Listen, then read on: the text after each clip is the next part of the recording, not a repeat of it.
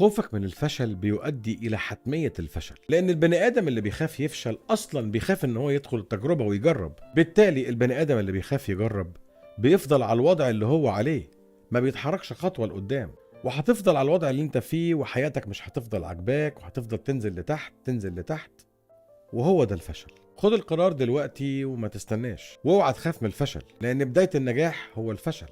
وما تخافش إنك تفشل أبدا، لأن كل اللي نجحوا فشلوا في الأول. خد الخطوة وقوم وتحرك، حقق حلمك، حقق هدفك. عايز تعمل شركة، عايز تنشئ مشروع، حتى لو انت عايز تطلع وتتكلم في اليوتيوب، لو عندك ملكة أو دارس شيء، اتحرك.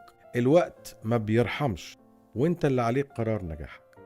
أشوفكم على خير. خوفك من الفشل بيؤدي إلى حتمية الفشل، لأن البني آدم اللي بيخاف يفشل أصلا بيخاف إن هو يدخل التجربة ويجرب. بالتالي البني آدم اللي بيخاف يجرب بيفضل على الوضع اللي هو عليه، ما بيتحركش خطوة لقدام، وهتفضل على الوضع اللي انت فيه، وحياتك مش هتفضل عجباك، وهتفضل تنزل لتحت تنزل لتحت.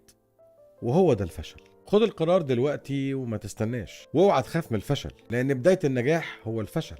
وما تخافش إنك تفشل أبدا، لأن كل اللي نجحوا فشلوا في الأول. خد الخطوة وقوم وتحرك، حقق حلمك، حقق هدفك. عايز تعمل شركة، عايز تنشئ مشروع، حتى لو انت عايز تطلع وتتكلم في اليوتيوب، لو عندك ملكة أو دارس شيء، اتحرك. الوقت ما بيرحمش، وانت اللي عليك قرار نجاحك. أشوفكم على خير.